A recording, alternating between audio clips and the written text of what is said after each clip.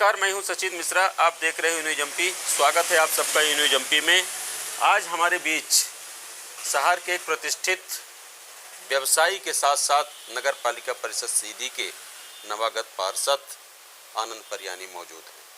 आनंद परियानी सीधी के एक कुशल व्यापारी भी हैं, समाज सेवी भी हैं और अभी नगर पालिका परिषद सीधी के वार्ड क्रमांक 5 से पार्षद चुने गए हैं। आज हम इनसे सीधे रूबरू होते हैं और आप सबको इनसे मुखातिब कराते हैं और देखते हैं ये इनकी जीवन की कहानी क्या रही है, एक व्यवसाय से और एक राजनीति के पायदान पर पहुंचने के पीछे क्या राज रहा है इनका। तो इनसे सीधे आज रूबरू होते हैं। आनंद जी, स्वागत है आपका ये न्यूज एमपी में। बहुत बहुत धन्यवाद भाई साहब। आनंद भाई, मैं जानना चाहूँगा कि आपका अगर ज़मीनी परिदृश्य से बात करूं, ज़मीन से जुड़े हुए व्यक्ति हो, बहुत संघर्ष करके आपने व्यवसाय के क्षेत्र में एक स्थान हासिल किया है। पहले हम व्यवसाय की बात करते हैं। मधुर कोरियर एक कोरियर का रूप था। कभी कोरियर से शुरुआत होती है और आज शहर में एक तकनीकी जो आज मोबाइल है, मोबाइल के क्षेत्र, मोबाइल की क्रांति है, उसमें आज आपका एक अहम स्थान है। इसके पीछे क्या कहानी रही है? भाई साहब, मैं आपको बताना चाहूँगा, मैं एक सामान्य परिवार से आता हूँ। मैं जब 1.5 साल का था तब हमारे ऊपर से पिताजी का हाथ हट चुका था, वो स्वर्गवास हो चुके थे। हमारे पिताजी संघ के स्वयं सेवक थे। उनकी विचारधारा स्वयं समाज सेवी के रूप में रहती थी। 77, 78, 79 उन्होंने संघ के लिए बहुत सारा स्वयं सेवक के रूप में काम किया उन्होंने। और मुझे अच्छी तरह याद नहीं है, पर जो बड़े बताते हैं कि 80 में वो हमारे बीच से चले गए। परिस्थितियाँ बहुत ही कठिन थीं। हर परिस्थितियों का सामना करते करते बड़े भाई साहब हमारे श्री दयानंद परियानी जी की, हमारी माता जी, जिन्होंने संघर्ष करते करते हमें इस मुकाम तक पहुँचाया। कुछ समय चलते चलते भी मधु कोरिया का व्यापार आया हमारे पास, जो हमारे बड़े भाई साहब श्री दयानंद जी चलाते हैं, जो वर्तमान में रीवा में है अभी। और लगभग ये कह सकते हैं कि 2002 से मधुर कोरिया का काम मैं देखने लगा था। भैया रीवा और सिंगरौली का देखने लगे थे। उसी मधुर कोरिया के काम से हमने विचार किया कि उन्हें मोबाइल का व्यापार किया जाए।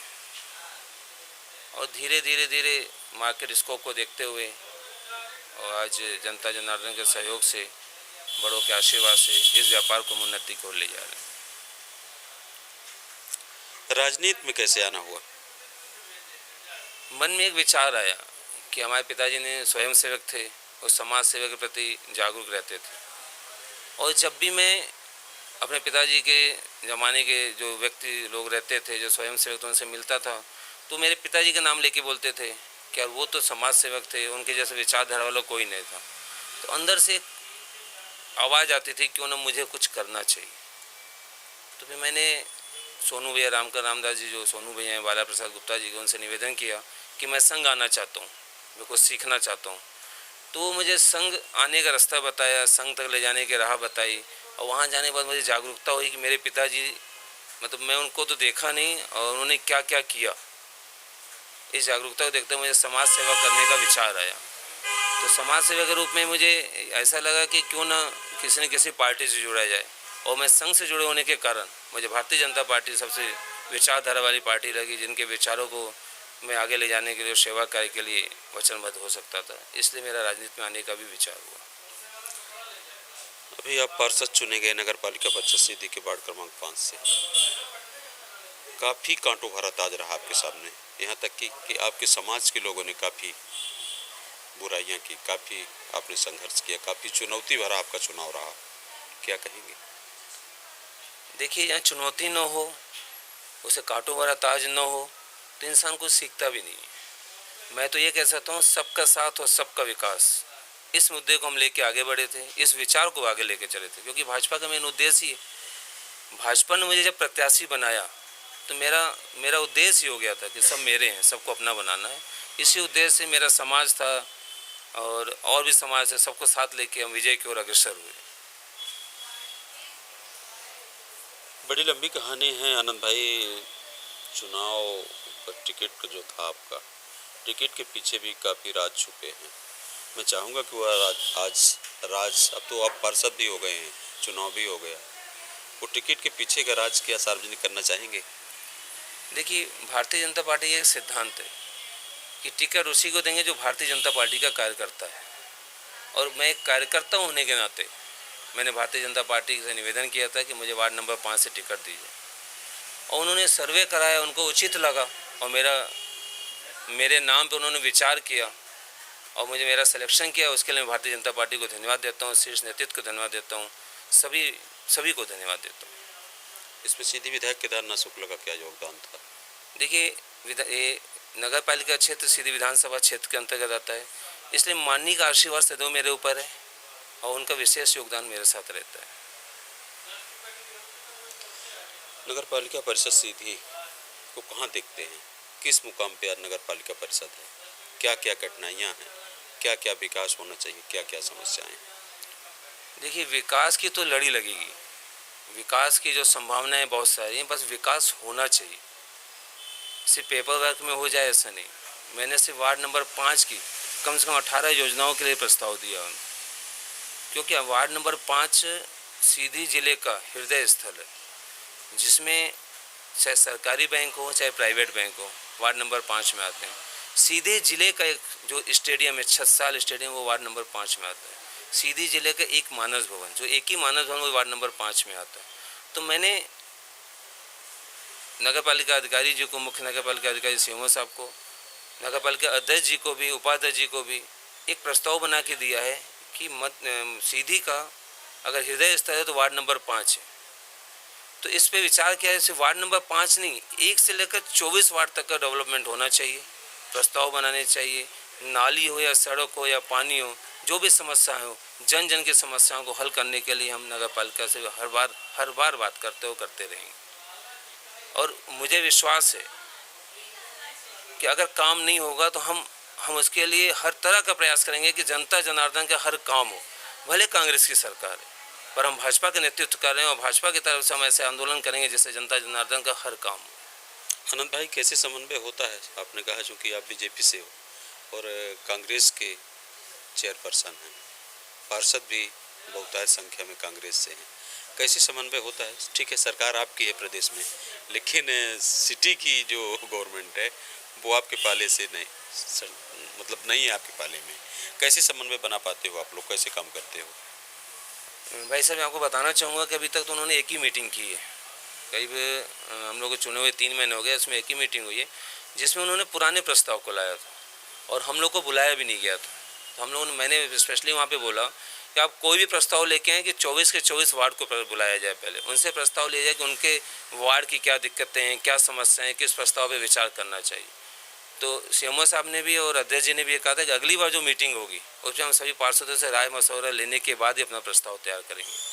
और रही समन्वय बैठाने के बाद, तो हम लोग जनता जनार्दन ने हमें चुना है, तो जनता जनार्दन के लिए हमें संघर्ष तो करना पड़ेगा और उनका काम करवाने के लिए हम संघर्ष करते रहेंगे और काम करवाने के पूरा प्रयास करेंगे।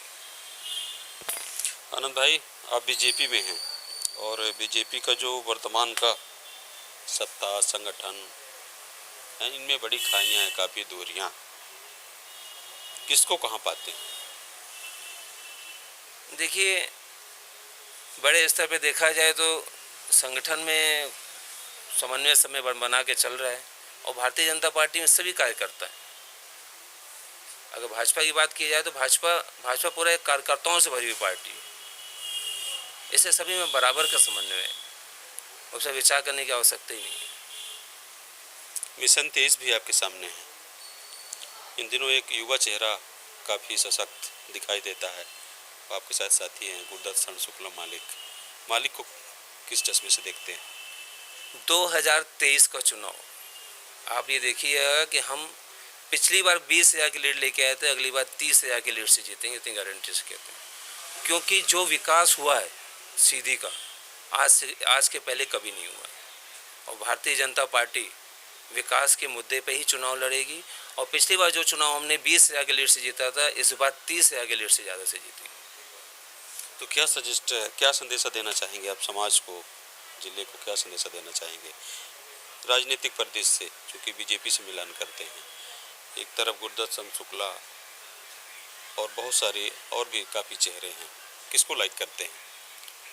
देखिए क्या है कि मैं तो जनता जनार्दन से ये अपील करता हूँ कि भारतीय जनता पार्टी से अच्छा कोई है ही नहीं, क्योंकि समस्याओं को सुनना। मैं आज क्या कहना चाहता हूँ, मैं पार्षद बन के आया हूँ, तो इतनी योजनाएं, अभी माननीय विधायक जी परसों मानस भवन में बताए थे, 38 योजनाएं, 38 योजनाओं का माननीय शिवराज सिंह ने लॉन्च किया है। पूरी योजनाएं अगर सबको मिल जाए तो हमारे सीधी में कोई गरीब रहेगा ही नहीं। और इसका अर्थक प्रयास माननीय शिवराज सिंह चौहान जी कैंप लगा के ज़िले में कर रहे हैं, और जिसकी पहल सीधी के सभी जनप्रतिनिधि लोग मिल के कर रहे हैं। तो मैं तो विश्वास दिलाता हूँ कि 2023 भाजपा ही जीतेगी, और अच्छे से अच्छे मतों से जीतेगी। सीधी विधायक केदारनाथ शुक्ला काफ़ी विवादों में रहते हैं, सुर्खियों में रहते हैं। आपके ही पार्टी के लोग काफ़ी पैर खींचने का काम करते हैं, काफ़ी विरोध करते हैं। केदारनाथ शुक्ला वाकई क्या इस मुकाम पे हैं जितना उनका विरोध किया जाता है? आपके नेतागण जितना विरोध करते हैं, पैर खींचने का काम करते हैं, आए दिन कटुता दिखाई देती है, सामने भी दिखाई देती है, हम लोग भी जानते हैं, हर कोई जानता है। तो केदारनाथ शुक्ला वाकई क्या उसके लायक हैं? आप मानते हैं कि इनका विरोध होना चाहिए केदार शुक्ला का? देखिए, वो हमारे गुरु जी हैं, तो मैं तो ये कहना चाहूँगा कि उनके लिए मैं कुछ न कहूँ तो ये सबसे बेहतर होगा। और ये विरोध की बात, तो हर इंसान का अपना अपना विचार होता है, अपने विचार को व्यक्त करता है, लेकिन माननीय विधायक जी के नेतृत्व में सीधी का विकास हुआ है, इसमें कोई दो राय नहीं।